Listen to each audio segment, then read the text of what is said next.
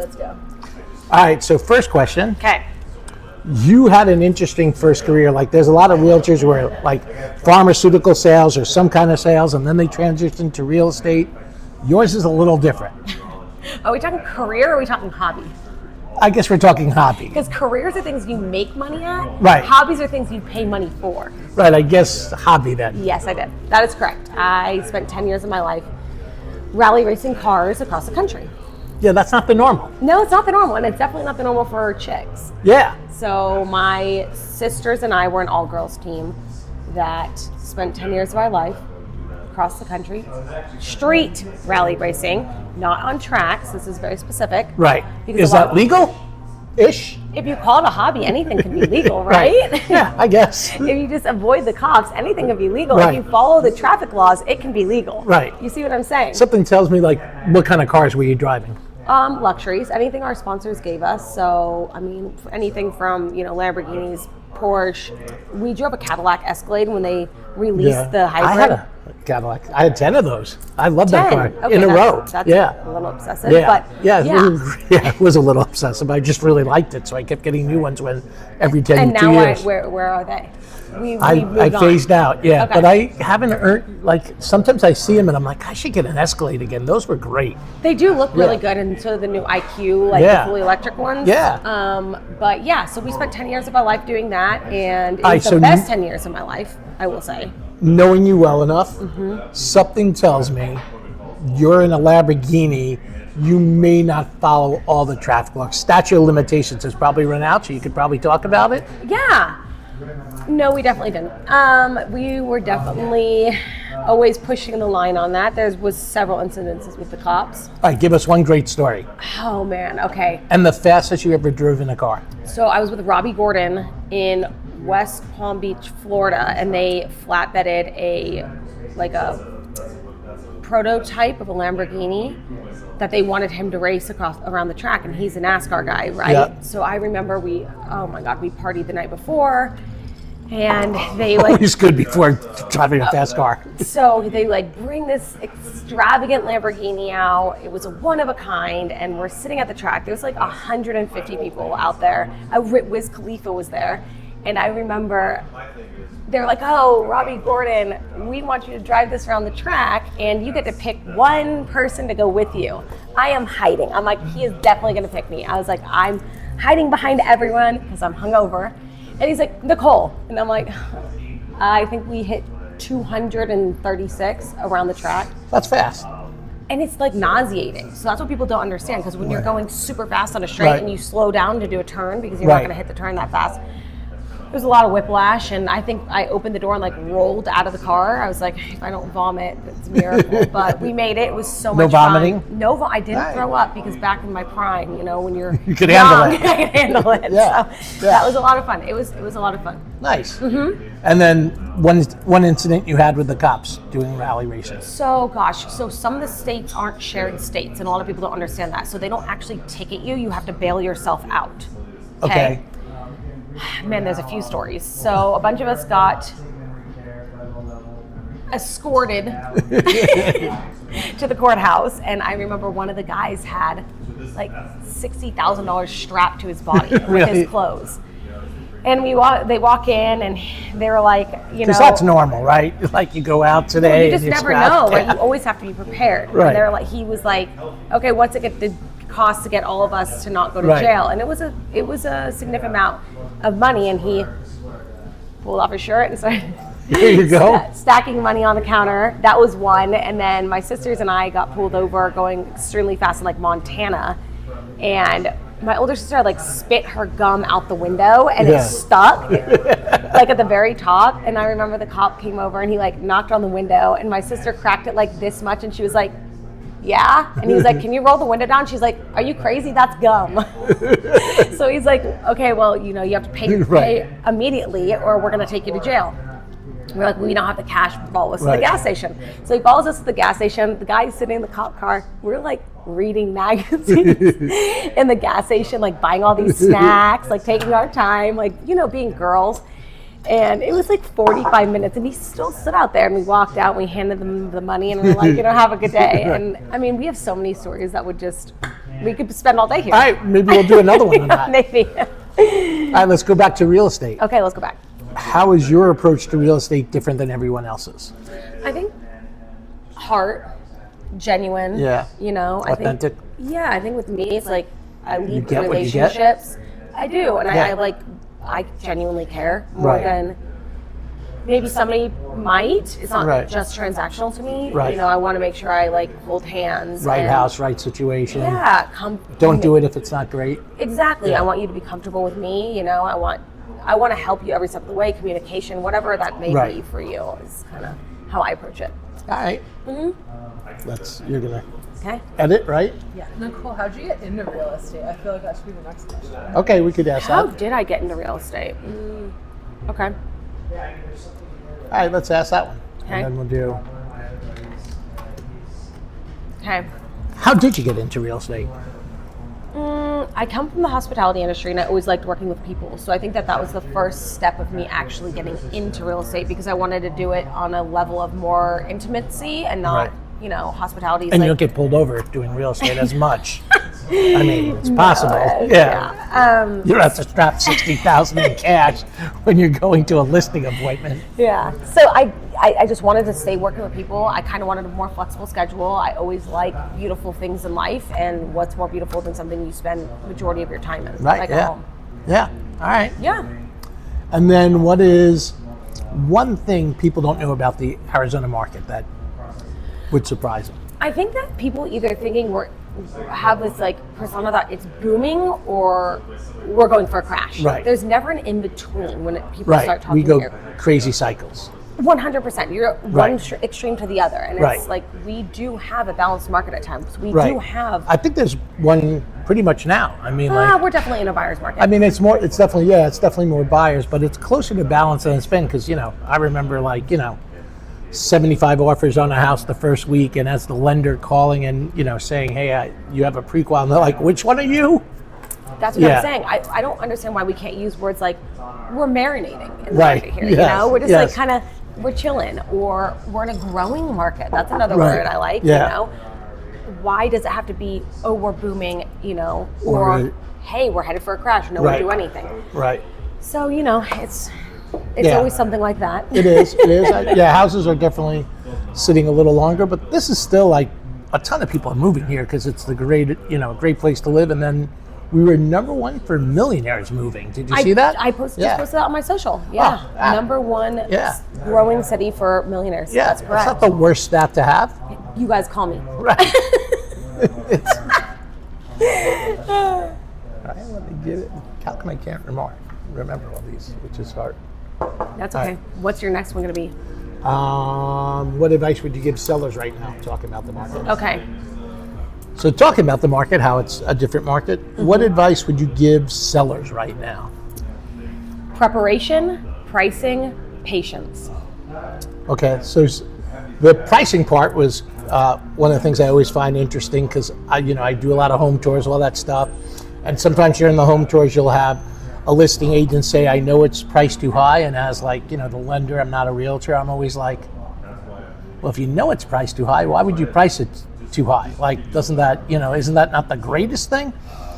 And so how important is pricing it right from the beginning?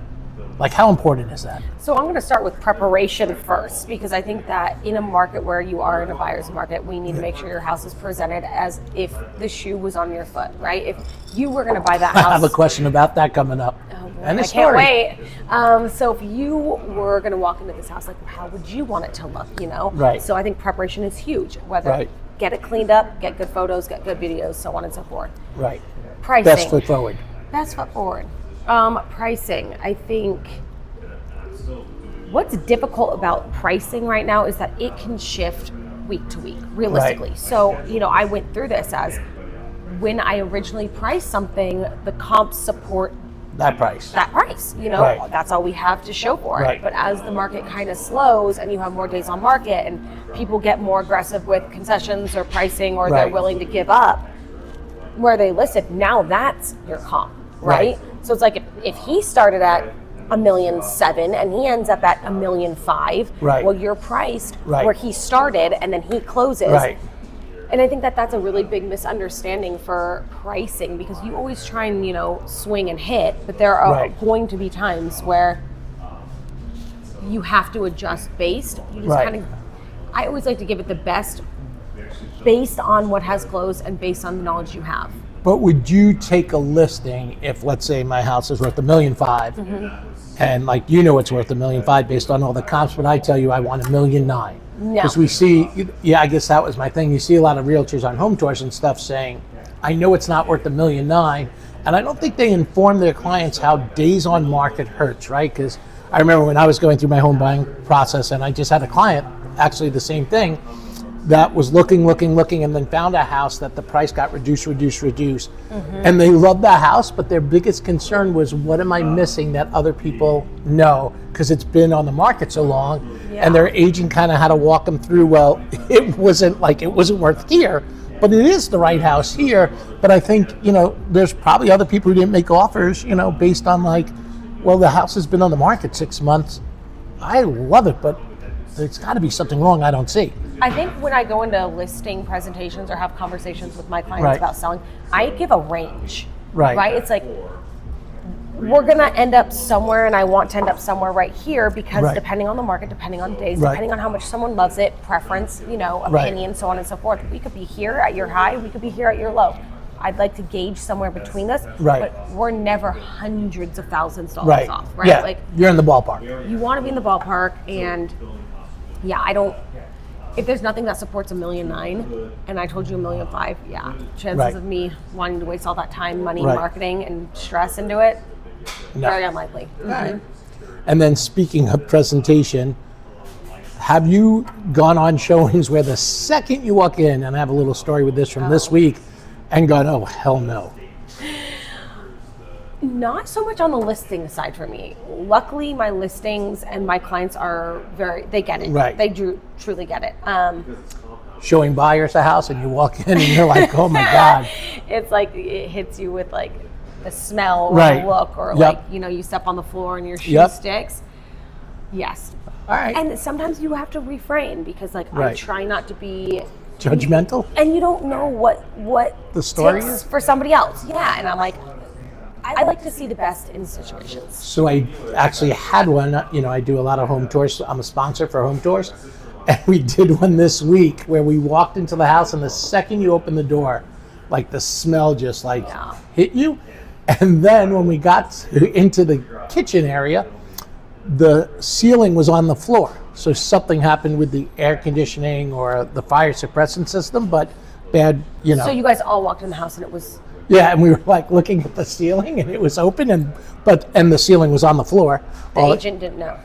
The agent hadn't been there for weeks, and I'm like, I don't know, and I won't mention the end user's name, obviously, but I don't know if I was the seller and I got that call, I might not be happy, because the seller had already moved out of state, and it's like, it's kind of like, if you're my agent, shouldn't you come by occasionally? Yeah. But we all walked in, and and then it was, holy shit. And then the other part is, shouldn't you take the house off the market? Because any buyer who walks through that and you say you're going to fix it, I'm going to be like, yeah, I don't care if you're fixing it or not. Like, I'm not starting off with a problem.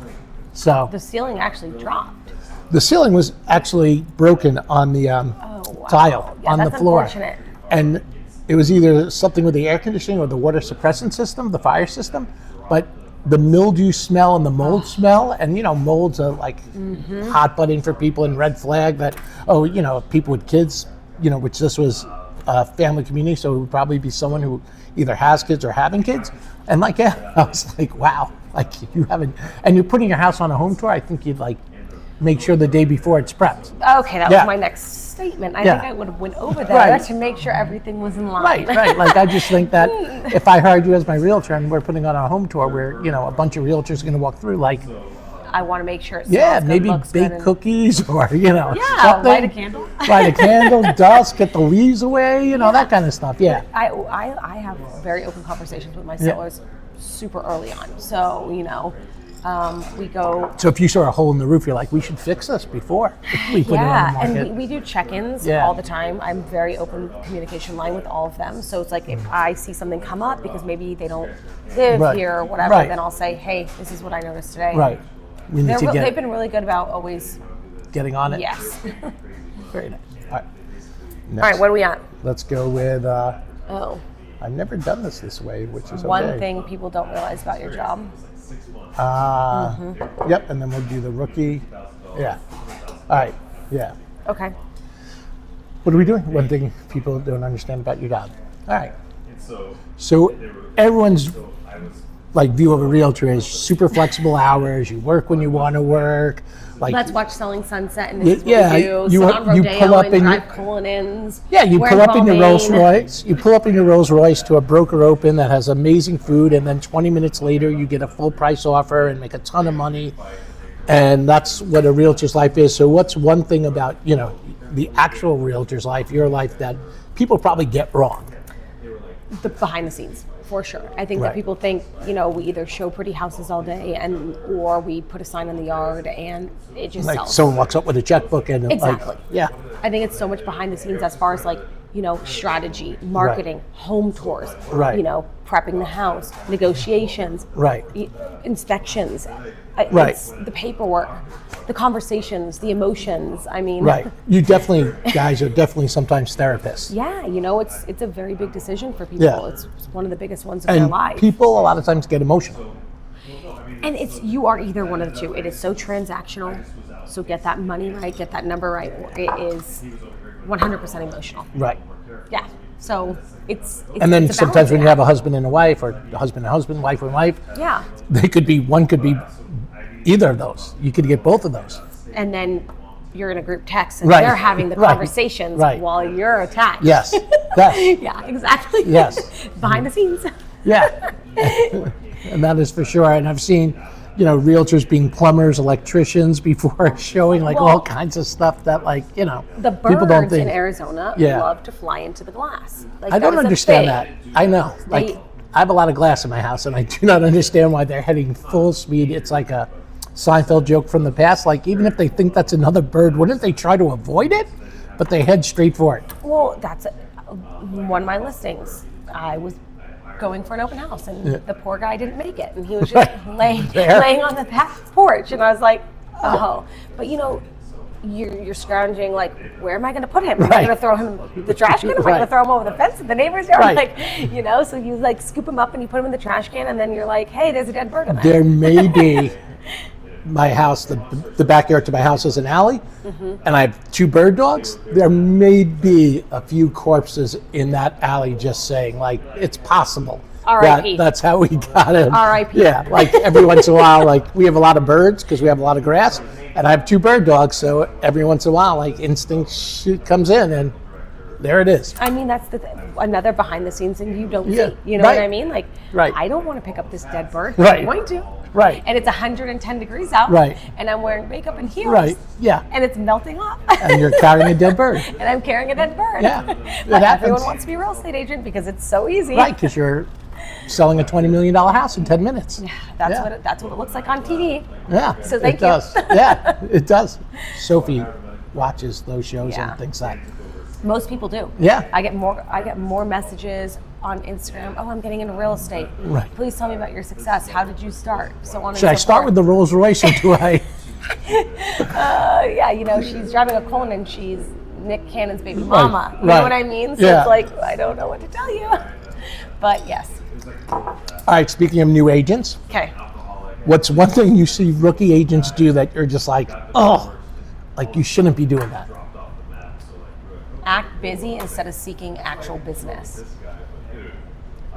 That's good. Yeah, because there's Did a I- lot of that. Did I just stump you? No, it's really good because Yeah. I'm thinking of a few people and like it is like and loan officers the same thing. They talk this huge game instead of trying to get business. They just, do a huge, I think everyone like it's this fake it till you make it, and Yeah. I think it's fake it till you make it to an extent. right, You know, maybe go Right. learn something Right. rather than going on every home tour or broker. right, You know, and I think there has to be balance of Right. your social to it and your actual work to it. yes. Your social sometimes, yeah. Can When you look outweigh, at, yeah.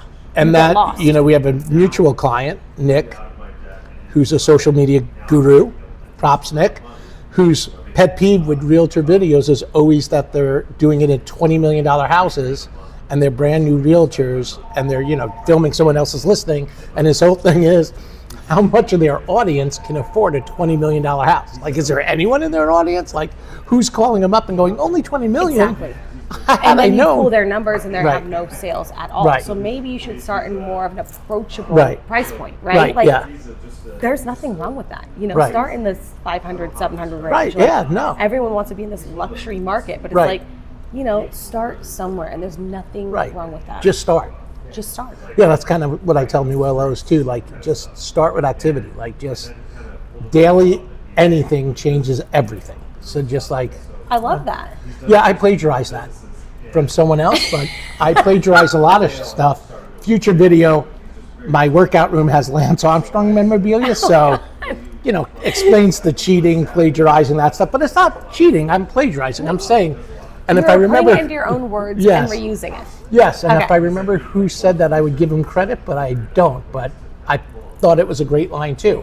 I think- Daily, everything changes everything. I think that Yeah. that's so true. Like, have Yeah. a plan and stick to it. And you know what I mean? Like, just try and do something. And I don't Right. think socializing with other real estate agents all the time Right. is going to bring you business because Right. they're all fighting for the same business. So there's a realtor I know, and he's newish, like now been a few years, and he does open houses like 5 days a week. And his whole thing is, there's no fish for me to like fish off the dock at the office. Like, I'm not going to meet someone who's, wants to buy a house at my office because they're all realtors. And he's like, the odds of meeting someone on a Tuesday are slim, but they're not zero. And if I'm going to do work anyway on my computer, I do it from someone. And he used to pick other people's listings because he didn't have any, and now he does a lot of his own. But he's like, most of my clients were from open houses, which is impressive. So, And I think that's yeah. awesome. Like, Yeah. make an open house your Right. office. Yeah. I was always taught that. So yeah, whatever you need to do to try and actually initiate those sales, I think is better than Nothing. pretending Right. like you have them. Yes. Yes. All right, let's go next. Oh, We're that's editing. good. I think. Okay. That was my cringe. We did the housing. All right, we got two. What? Isn't he cute? All right, we'll do what's harder to deal with. Do you want to do this one, or does What that is not? What's harder to deal with? Unrealistic sellers or buyers, or does that bring up all negative stuff that we don't? Or we can skip to this and then this. I mean, I could, if you asked me that, I would say unrealistic sellers, because buyers, you can show them in a price point for them to understand this is what you're going to Right. get in your price point. Okay. I'm fine with that. All right, and then we'll do which one would describe you. All right, we're still rolling, right? All right. We're editing. So, next question is, what's harder to deal with? This is like such a loaded question by me. Unrealistic sellers or buyers who, like, the best way to describe it is champagne taste, beer budget kind of thing. Like, they want, like, an acre in Scottsdale, 4 bedrooms, 4 baths, You mean playroom. like Maple and Ash Right. taste, but Right. Red Lobster budget? Right, yes, Okay. yes. I think unrealistic sellers, because I think getting a seller off of a price, Right. or we talked about markets Right. booming. Right. Our market does go through that to where it is booming. So I think that sometimes a seller is stuck in that. Right. And they still want to be, highest price point, so on and so forth. An unrealistic buyer, Yeah. as far as their price point, you can line up everything that meets their price point and show them 10 houses, and if Right. they all start looking the exact same, Right. you can kind of veer them in the sense of like, okay, well, let me show you the higher price point Right. with the things that you want. So if I'm showing you all of these at this and Right. they meet yours and all of these don't, Right. Then you see what your budget you gets see you. what your budget gets Yeah. you. And then sometimes it's also location, right? Like, you want all that stuff. Let's go on the outskirts. Yeah, it might not be in the heart of Scottsdale. And that's the biggest thing is You everyone's might, like, I want lenders say drive to qualify. oh, That's okay, like there an you go. That's a expression good one. since, yeah. See, I that, say like, when if they say you- that, like, oh, you're going to get on the 101 for a while. And if you want to sleep in it, don't sleep on it. That's right. mine. I like that one. Yeah, but Yeah. I think that everyone wants to be in Scottsdale, right? Like, Right. I'm going to live in Scottsdale. Right. And they have this budget, and it's so unrealistic because Right. if you're familiar, $1 million doesn't get you too far these days around here. No. So it's like, So crazy, my first house was like 211 in Scottsdale. Mm-hmm. And the guy I sold it to was a mutual friend, and he had kept it as a rental and sold it probably 9 months ago, 865. So my first time home buyer house, 211 or 212, something like that, now would be 865. isn't that crazy? That is crazy. If you right? would have stuck there, that was some crazy equity. Yeah, he did. Hold on to him. He did.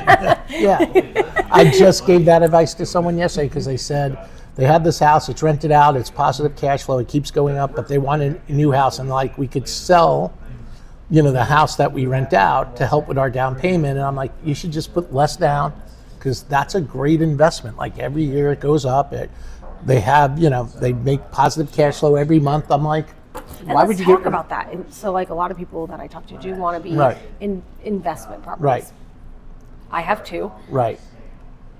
Sometimes just making what your bills are Right. to cover that house. Right. You're gaining the equity. You're gaining the equity. Right.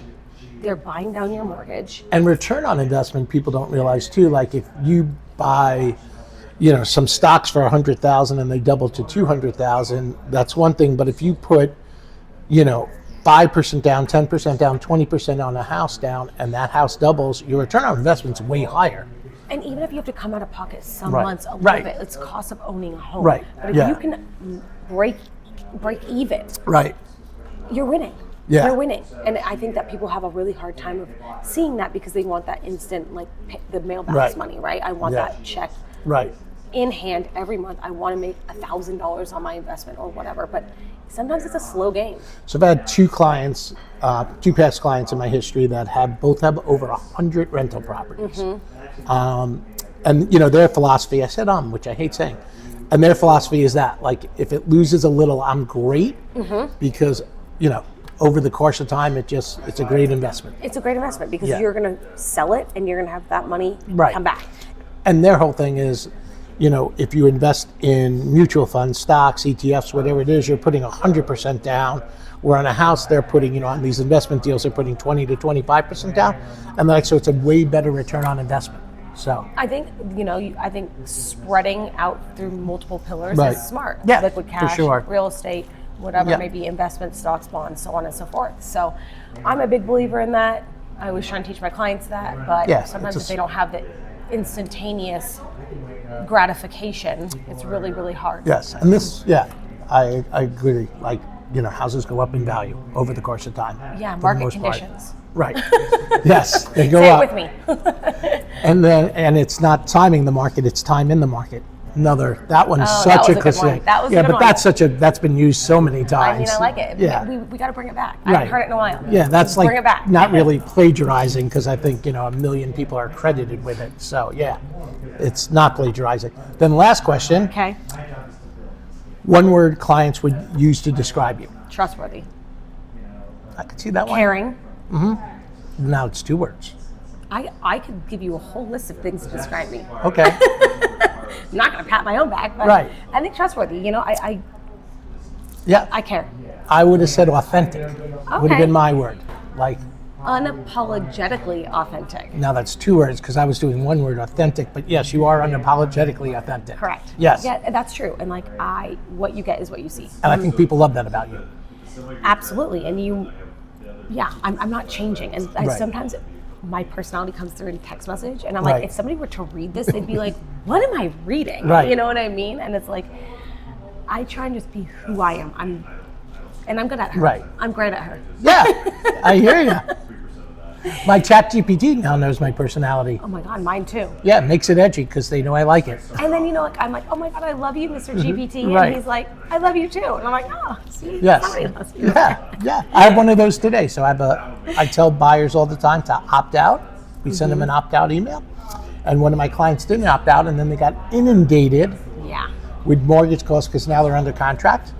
And then they sent me an email like, how is this happening? Why'd you do this? And I sent them my video of, it'd be kind of like the BMW dealer selling your name to the Audi dealer. We don't want more competition. We didn't do it. Exactly. Like, Well, you that should opt happened it to out me, when I told too. you.